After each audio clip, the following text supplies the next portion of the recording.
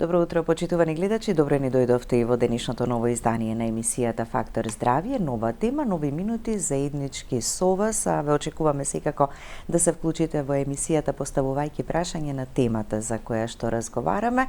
Срцева слабост, што представува, кои се ризик факторите, причините, рани симптоми, симптоматологијата, каков е третманот и на што треба да внимаваат пациенти кои што имаат срцева слабост. Може ли да се превенира, спречи или пак евентуално да се намали интензитетот. На оваа тема утрово разговараме со доктор Владимир Ристовски, специјалист кардиолог од градската општа болница 8 септември. Добро утро, доктор Владимир, и добре ни дојдовте во Фактор здравје. Добро утро, Билјана. Благодарам на поканата. Поздрав до гледачите. Се надам дека денеска ќе бидеме во корист нив за сите прашања. Така, јас споменав дека можат да се вклучат и да прашаат конкретно за темата, но оставаме простор така за секое кардиоваскуларно засегање или проблем кој што го имаат да се посоветуваат со вас. Пред да почнеме да обработиме темата, може ли кратко период на празници, малку повеќе храна, може би малку и алкохол, студено време, како тоа влијае на кардиоваскуларното здравје, посебно и оние кои веќе имаат одредена проблематика? Секако дека овој период, на ладното време, пријадувањето, користењето на повеќе или алкохол, секако дека негативно влијае на кардиоваскуларното здравје. Затоа и сите се тие наши совети полека да се користат, да се намали користењето на алкохолот, да се внимава со јадењето, да се возможи повеќе пешачење. Сега барем времето е убаво, сончево, помало е загадувањето и мислам дека сите треба да си го зачуваме нашето здравје. Така. Ќе погледнеме блок реклами на самиот почеток, а потоа продолжуваме со разговорот. Останете со нас до самиот крај.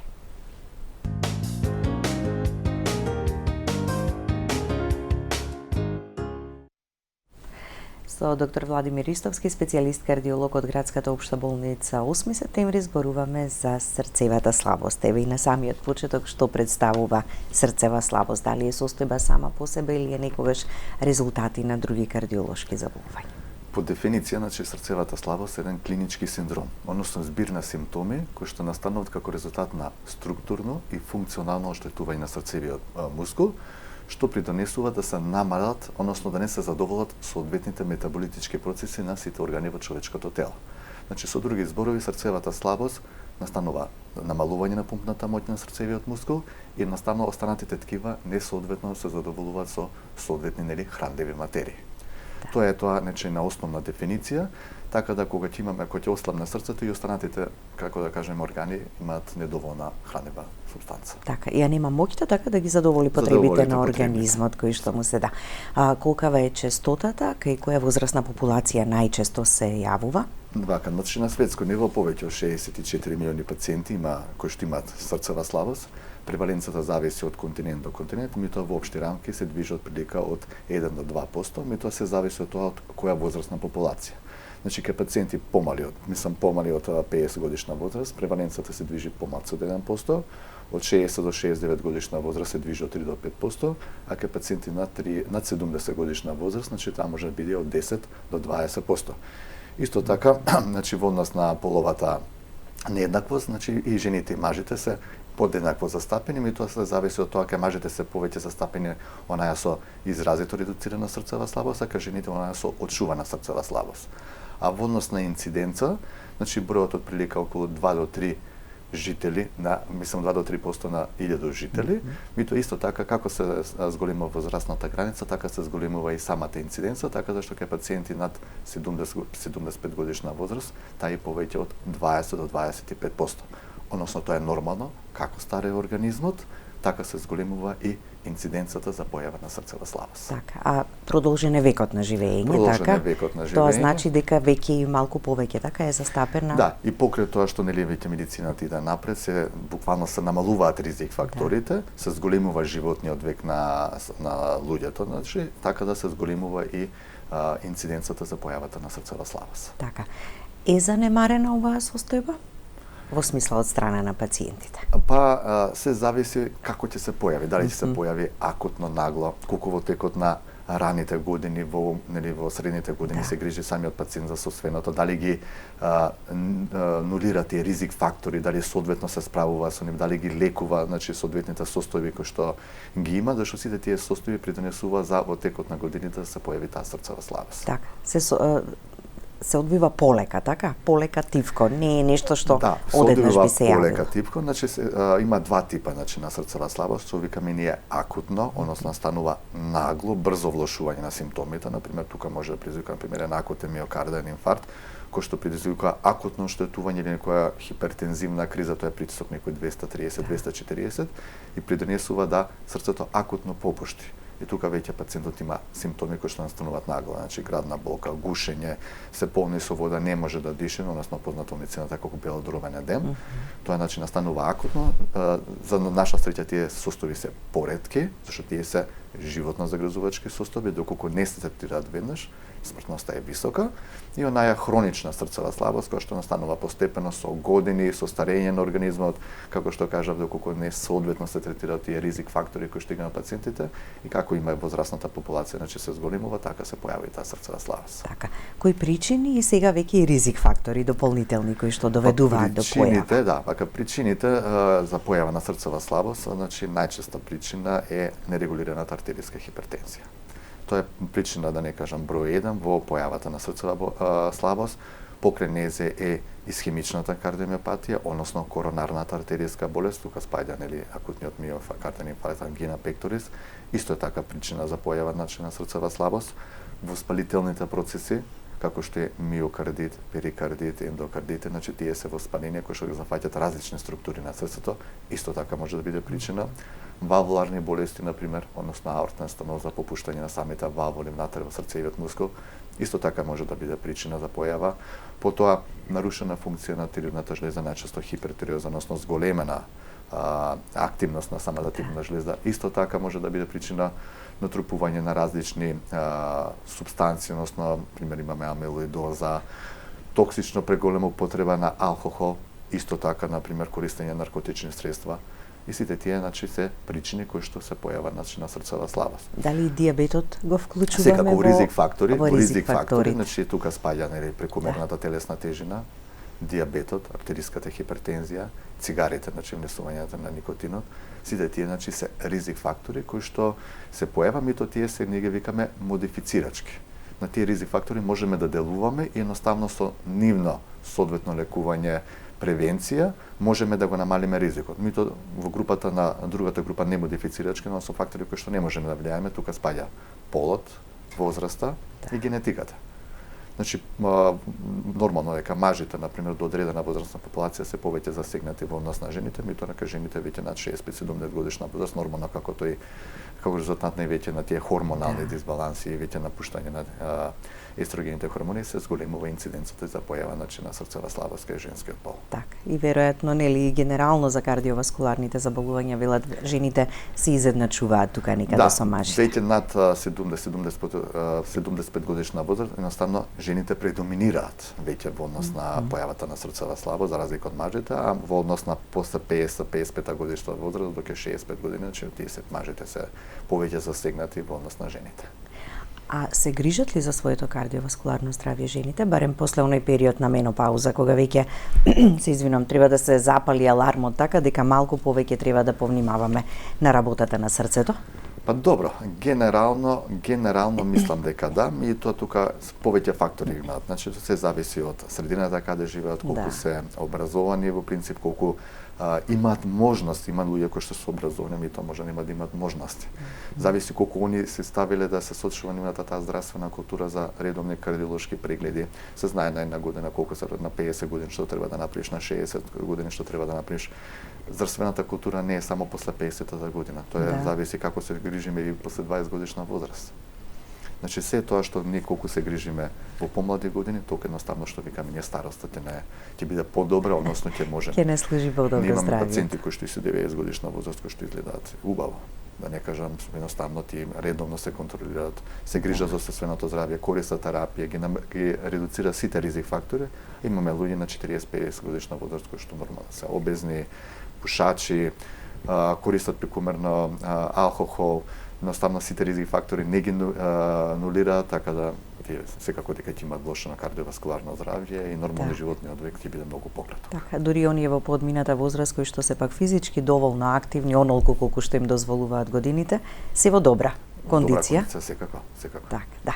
Во поглед на клиничката слика, односно симптомите, нели? Кој симптом би ни дал аларм? Лесна симптоматологија, малку посериозна, што не смееме да пропуштиме, што не смееме да игнорираме? Па добро, нели претходно ги опишав тие симптоми на акутно попуштање, инаку најчесто е таа хронична срцева слабост која што настанува прогредира полека. Први основен симптом е, ние го викаме тоа медицински диспнеја, односно нетолеранција на физички напор. Значи, едноставно, пациентите веќе не можат да толерираат физички напор, например, ако се качувале втор, трет спрат по скали, значи, едноставно веќе еден спрат не може да качат. Ќе почнат полека да отекуваат нозете, чувствуваат гушење, тежина во градите. Значи, тоа е симптом, гушењето и тежината станува се почеста, отоците, значи, на нозете стануваат. Потоа зависност од кој дали е нели десно срцева, лева срцева слабост, може да настане од потекување на стомакот. Гушењето, например, може да биде поизразено во лежечка положба, односно пациентите спијат седечки. Значи, имаме многу пациенти кои доаѓаат, тие не може да легнат, зашто белите дрвови се исполнети со течност и спијат седечки. Значи, тие се тие симптоми кои што прогредираат полека. Има пациенти кои што веќе ќе дојдат во, за жал, терминален стадиум, кои што, да не кажам, се премногу отечени, се гушат, тахикардични се излегле во аритмија, едноставно доаѓаат у фаза кога имаат и хипоксични промени, значи на мозокот, тоа што белите дрвови едноставно не можат се да се задоволи со кислород заради тоа дека се полни со течност. И имаме пациенти кои што нормално првиот симптом кој што се викаат не можам да дишам. Не можам да дадам тешки на рамот. Да. Значи има нешто се случило кој што ќе дојде на лекар, ќе побара лекар како може и не кажам со некоја промена на терапијата медикаментозна, значи едноставно не после функционира соодветно. Так. Има пациенти кои што например пресимптом може да биде градна болка. Без само градна болка, да доаѓа, вика не можеме градна болка, по одредено испитување, например може да се направи коронарографија, да се постави ако има потреба стенти, односно после пациентите се асимптоматски буквално како пред тие симптоми. Така да многу е битно сами да бидат едуцирани, да ги препознаат симптомите и навремено да се јават на лекар. А оние што ги споменавте во таа прва група со таква симптоматологија која што долго обстојувала, зарем може така да се поминува и секојдневието и животот? Едноставно се адаптираат. Тие доаѓаат, пак ќе кажам, се зависи структурата на пациентот. Има пациенти кои што едноставно не сакаат да одат во болница. Има пациенти кои што едноставно не може да додат во болница. Од X причини. Значи, мито има, па не кажам, секаков тип на пациенти. Инаку точно дека тие ги игнорираат симптомите, ги занемаруваат симптомите, живеат со тие симптоми, се адаптирале, значи одеднаш вие имате квалитетен живот и за 5 години да едноставно не можете до продавница да купите основни прехранбени артикли. Меѓутоа тие мислат дека како стариеме, значи годините се поправат, тоа воопшто не е така. Така, да. Во поглед на поставувањето на дијагнозата, може некогаш случајно, на случаен заради некој друг преглед, така наод да се види дека е веќе присутна срцева слабост и во таа рана, средна или тешка форма, може таква поделба да направиме? Значи по принцип некогаш е случаен преглед, некогаш пациентите сами се доаѓаат, некогаш се испратени од страната на матичен преглед. Едноставно најбитен дел во тоа првично што викаме ние соодветниот клинички преглед на пациентот, да го изслушаме, да го прегледаме, да го слушнеме, ние самиот физички преглед ќе видиме дали има отоци, ќе го слушнеме, дали има промени, дали црниот дроб е зголемен и сите тие работи, значи ние да кажеме индиректно ја поставуваме дијагнозата. 12 каналната ЕКГ, односно елекардиограмот, исто така ни придонесува да ни каже причината дали е некоја аритмија, причина за појава на срцевата слабост или пак срцевата слабост придонела да се појави на таа аритмија. Дали пореметена функција на тироидната жлезда, значи затоа се прават лабораториски анализи, се гледаат какви се функциите на тироидната жлезда, маснотиите, дали се покачени, значи трет фактор е што викаме ние лабораториските анализи и златен стандард за докажување е ехокардиографијата, каде што директно се реализира структурата и функцијата на срцевиот мускул. Оно се гледа каква е неговата структура, се одредува пумпната моќ, се одредува дали има промена некоја валвула, дали причина е некој стеснување, например, аортна стеноза, се причина за тие намалување значи на пумпната моќ. Инаку во однос на пумпната моќ имаме градуирање значи на 3 степена, односно наја срцева слабост со редуцирана екциона фракција, таа е на потешка форма каде што пумпната моќ е намалена испод 40%, middle range, значи middle range е со умерена од 40 до 49% и со очувано на презрвта екциона фракција, таа е над 50%, значи пумпната моќ на срцето е сочувана, ми тоа е оштетена незината, како ни викаме, диастолна дисфункција, односно незината релаксација. Оно со срцето недоволно се релаксира, за да се исполни соодветно количество на крв, за да може да ја испумпа крвта напред. Така се тие три степени и ние нормално врз основа на ехокардиографијата гледаме кој степен е, каков степен е, и тоа не е многу битно понатаму во самиот третман. Аха, во самиот третман, така за одредување на терапија. Да, во зависност од третман, бидејќи нормално ако е со очувана над 50%, даваме одредена група на лекови, во зависност од колку е пооштетено, значи имаме и соодветни други и фармаколошки и нефармаколошки третмани. Така, имаме гледач на линија, да го слушнеме прашањето. Добро утро, повелете. Добро утро. Добро утро. Ве слушаме, повелете. Емисијата ви е супер, сакам многу да ве поздравам и вас во студиото и докторот. Ви благодариме. И среќна Василица за многу години. Среќна. И сега сум заинтересирана, мојот сопруг се оперира од срце. Добро. И сега има проблем, не доктор да ми објасни дали ја тоа како проблем го смета горе во рамената, двете раце, го болат рамената кај плешките. Во принцип, Добро. тие симптоми со болки во плешките најчесто не се поврзани со со проблеми со срцето, зашто може пациентот лежи или има некои други проблеми, така да мислам дека овие симптоми најчесто не се поврзани. Он може опериран, не знам што е опериран поточно, и тоа мислам дека тие не се одесуваат клиника. И секогаш и период на опоравување, така е потребен после секоја постооперативен интервенција. третман, значи пациентот може уште година-две при промена на време да ги чувствува болките. Првите 2 месеца секако тоа е отварање на граден кош, каде што има одредена положба како пациентот треба да спие, носат одредени корсети кои што се ставаат. Така да тоа е еден процес кој што малце подолго трае, и тоа ако соодветно се придржува на препораки од лекарите, секако дека ќе има и подобро оздравување. Така. Ама добро е кога ќе се забележуваат други симптоми кои што ќе се појават. Еве сега секако. Консултација дали со кардиологот или пак некогаш така.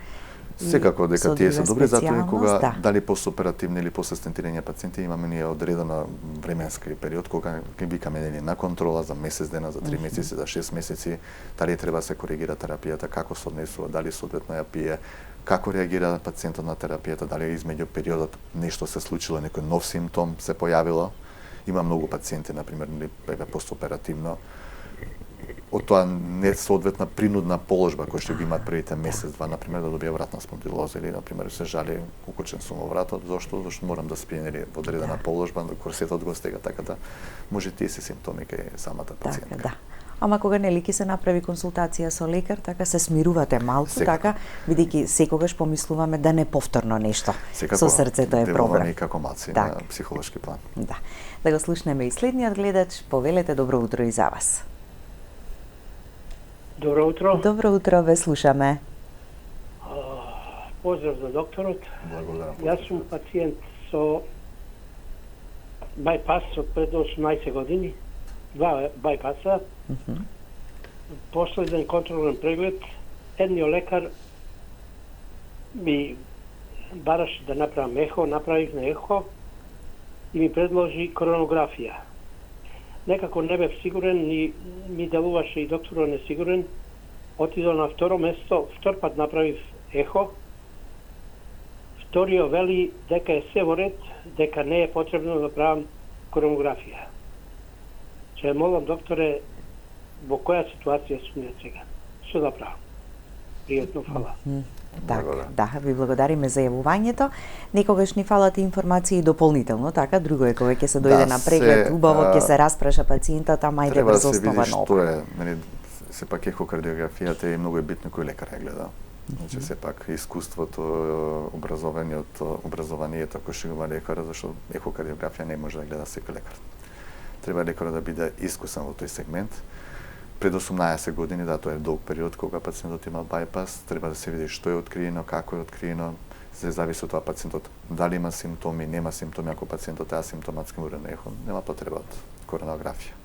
Меѓутоа, ако има влошување на пумпната моќ, гледаме дека има проширување на срцето, зголемува она, се појавила срцова слабост, пациентот има клиника, симптомите се поизразени, секако дека треба да се направи таа нова рекоронографија, каде што се снимаат не само оние нативни артерии кои што се наши, природни, туку да се снимаат и оние вградени бајпасови кои што се од страната на кардиохирургот, се снимаат и дополнително тие и се гледа дали и тие функционираат соодветно.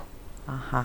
Се добива еден целосен приказ, да, целосен, така каква е моменталната бајпаса и ние ги снимаме другите 2-3 артерии, значи тоа се 5 артерии кои што се снимаат, кај зборам стриктно за кај самиот пациент кој што треба да се снимат, ми тоа пак ќе кажам. Сега прашањето е дали да се прави, дали да не се прави. Се зависи од тоа што виделе колегите, како виделе. Сега тоа понатаму не можеме да. Така, да. Да го слушнеме и следниот гледач. Добро утро и за вас, повелете. Добро утро. Добро утро. Добро утро. Ме интересира диагностицирано зголемен срцев мускул. Што значи тоа? И колку на 70 години треба да биде откуцаел на срце? Добро, ви благодариме. Нормално има одредени волумини, односно димензии, каде што треба да биде левата комора. Кај жените се нешто помали, околу 54 мм, кај мажите се отприлика 56 мм. Тие се горни граници кои што се дадени како за референтни вредности до кога може да биде срцевиот мускул зголемен. Да збориме за левиот вентрикул. Се што е над тоа, ние го рачунаме како зголемена пумпна моќ, меѓутоа срцето, например, кај спортистите може да биде и со нешто поголеми димензии, меѓутоа има соодветна пумпна моќ, викаме дека ти имаш спортско срце. Тоа е една работа нормално, кај 70 годишен човек, меѓутоа и кај повозрастни и помлади пациенти, нормално од 60 до 160 до 90 се нормални срцеви откуци, кои што ние и со терапијата ги прилагодуваме така да бидат во тој ранг, да се движат. Така да. Кога зборуваме за терапијата и изборот на терапијата и терапевските модалитети кај срцевата слабост, што е она што се применува и се презема? Прво и основно кога пациентот ќе најдеме без срцева слабост, први ги редуцираме ги адаптираме во однос на животните навики. Многу е битно. Му кажуваме на пациентот што да јаде, што да пие, колку сол да се внесува, ако е пушаш, да ги трне цигарите, да се регулираат маснотиите, значи движење, зголемена телесна тежина, кој има постепено редукција на телесната тежина, значи едноставно да го смени животниот стил. Тоа не е од големо значење, за пациентите може вака делува неко површно, меѓутоа ако ги смени самиот пациент животните навики, ако редуцира телесна тежина, тука ќе се намали крвниот притисок, ќе се намалат маснотиите, така да едноставно смртноста, стапката за понатамошно влошување ќе биде многу пониска. Дополнително даваме терапија. Имам голем број на лекови кои што се користат. Прва група цветини или камаци инхибитори, бета блокатори, минерал кортикостероидни рецептори, така да тие се група на лекови кои што оптимално и соодветно ги дозираме за секој пациент поединечно во зависност од неговата состојба. Покрај таа фармаколошка терапија, доколку срцето премногу ослабе, има тука и можност за соодветно имплантирање на одредени девајси. Тука спаѓаат посебен тип на пейсмейкери кои што се даваат на дворешни помпи, се вградуваат дополнително кардиохируршки и внатрешни апарати во срцевиот мускул. Тоа особено се прави и кај пациенти кои што се помлади и кои што имаат изразена намалена пумпна моќ, например 50-15% да пумпа срцето. Едноставно тоа се става кај пациенти кои што имаат симптоми во седење и во мир. Тоа се едни тешки форми на пациенти и тоа се прави кај нив. И доколку пациентот соодветно ги исполнува одредени критериуми, може да се направи тука спаѓа и срцевата трансплантација. Тоа се прави кај помлади пациенти кои што наставно нема други ризик фактори, кои што се има посебни критериуми кои што се одредуваат и тие ги викаме ние се ставаат дека тие пациенти се способни, односно одговараат за да се направи кај него срцевата трансплантација и тие се степени кои што ние се користат. Медицината иде напред, сега имаме доволно можности. И многу нови лекови и терапии, така кои што на подобро го менуваат текот, веројатно. Секако за разлика од порано каде што моите повозрастни колеги биле поограничени во однос на само да не кажам медикаментозните тераписки пристап, сега веќе и хируршки може да се интервенира и ние како интервентни кардиолози дополнително може да се стават одредени девајси кои што едноставно придонесуваат за да се подобри и квалитетот на животот на самиот пациент и едноставно да се подобри, например, да живеат уште многу дополнително повеќе. Да ги слушнеме и следните двајца гледачи. Добро утро, повелете. Се извинувам. Добро утро. Ве слушаме. Се јавувам за крај доктор. Така, повелете, ве слушаме. Опериран сум пред 27 години. Имам уградено вештачка вабула. Продолжете, ве слушаме. Опериран сум во Сремска каменица. И сега пред 3 месеци нешто ми се деси, 3 месеци, и бех на контрола тука во Гетелија. Викат дека нема ништо, а сега не осеќам ништо. Нели, да имам бојки тојска, прави има ехо и на ехто покажува добро. Добро, во ред, ви благодариме за јавувањето. Тоа е долг период, 27 години оперирана валвула. Сега не знам колку години е возраст пациентот, меѓутоа сепак има одреден термин.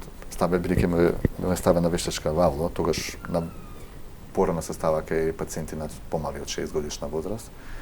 Тие валвули 27 години држи, ако нема проширено срце, ако добро пумпа, мислам добро работи валвулата, ако ехокардиографскиот нанато е во ред, така да може ти треба само корекција на терапијата и да се види што понатаму. Така.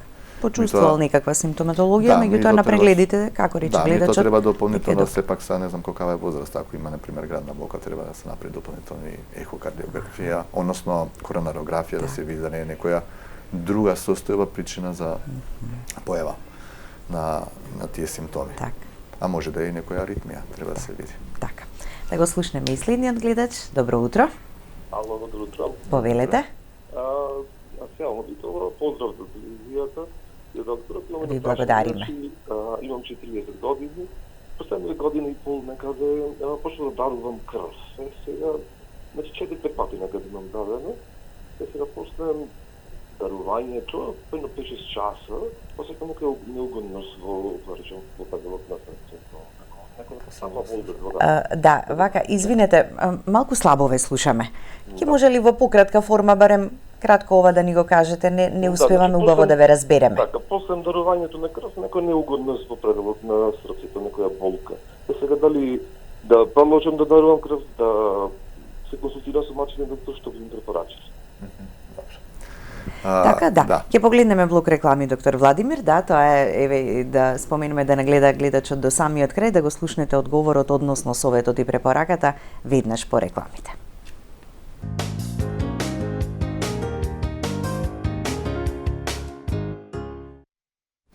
Веднаш по рекламите, ајде да го дадеме советот до гледачот, доктор Владимир. Да, пациентот, како што разбрав, имаше градна болка после дарување на крв.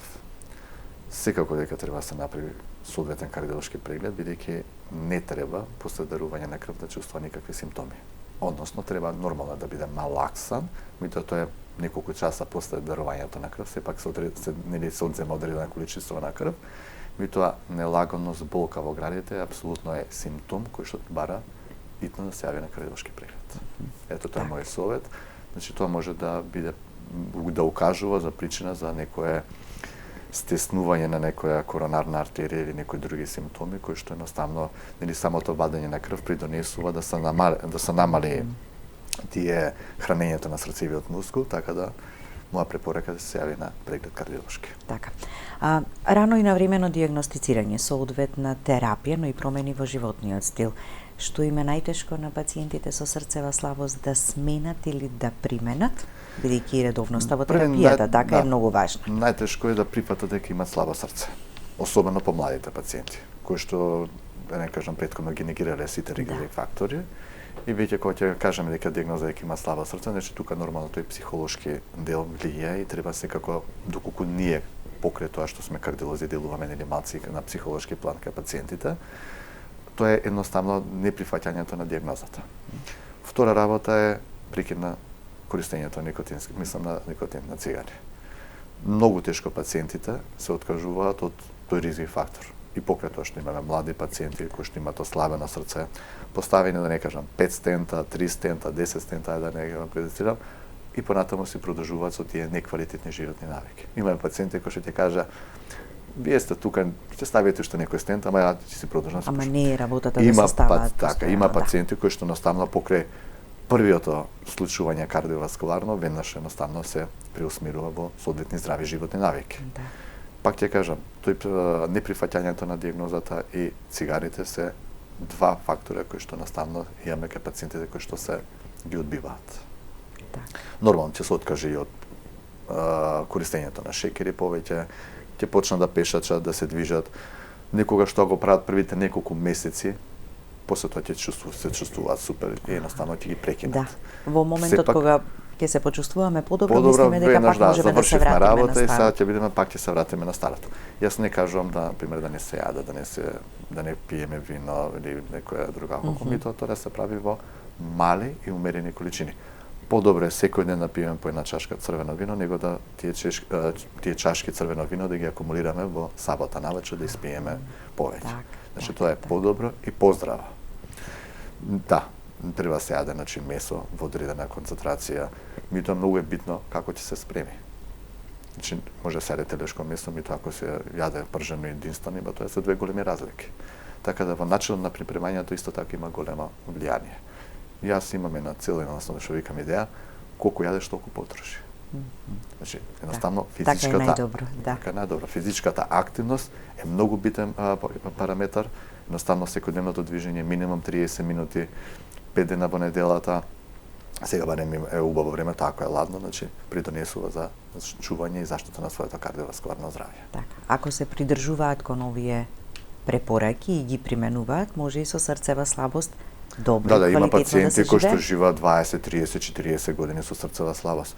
Ако пациентот бил со прекумерна телесна тежина, редуцира соодветно зима терапијата. Има пациенти кои што слабеле 30, 40, 50 килограми за одреден временски период, не тоа кажувам за 6 месеци да слабе. Например за 2 до 3 години, 4 години, влијае на собственото, тука се регулира притисокот, се намалуваат и бројот на лековите кои што се користи. Едноставно комплетно ги сменил сите животни навики, значи така пациентите се доживуваат и длабока старост, меѓутоа без клиничка симптоматологија, што е многу битно. Значи, битно е да се задржи квалитетен живот. Односно, секојдневно функционирање без никакви клинички симптоми. Да, имаме пациенти со срцева слабост, редовно си ги взима терапијата, си се придржува кон сите животни навики, едноставно е комплетно асимптоматски и нема никакви симптоми и си функционира комплетно. Така. Проверка на одреден временски период, сепак, контрола. тука се доаѓаат годишните прегледи, како и значи, сите тие работи, меѓутоа пациентот е буквално си ги извршува сите животни нормално навики и покрај тоа што има срцева слабост. Така, ако примениме се од ова, така ќе превенираме на некој начин влошување на состојбата, така барем да не дозволиме да прогредира понатаму. Да, нормално, дека нормално како прогредира состојбата, како поменува возраста, така се зголемува и вкупната инциденца на смртноста. Така. Генерално една препорака до секого од нас како да го чуваме здраво срцето? Навремени кардиолошки прегледи, редовна физичка активност, да се тргнат сите оние ризики или да се намалат ризик фактори кои што придонесуваат, да се редуцира во модерно време што ние би кажувале стресот, да се најде начин како би го редуцирале стресот, дали од работно место или на некој друг начин, се главни фактори кои што придонесуваат, односно со нивно елиминирање, така ќе зачуваме нашето не само кардиоваскуларно, туку и нашето психолошко и психијатрско здравје. Да. Ви благодарам за гостувањето. Благодарам на поканата, мислам дека бевме доволно поучни, мислам дека со пациентите ќе добијат некоја дополнителна. И доста гледачи имавме во емисијата. Првата беше жена, а сите останати беа мажи. Добро, мажите се некако позасегнати, меѓутоа со возрастот сепак жените се така. Благодарам уште еднаш, а благодарности до вас, почитувани гледачи, за вниманието со кое не следевте. Останете и понатаму со програмата на ТВ24. Имајте убав и пријатен ден.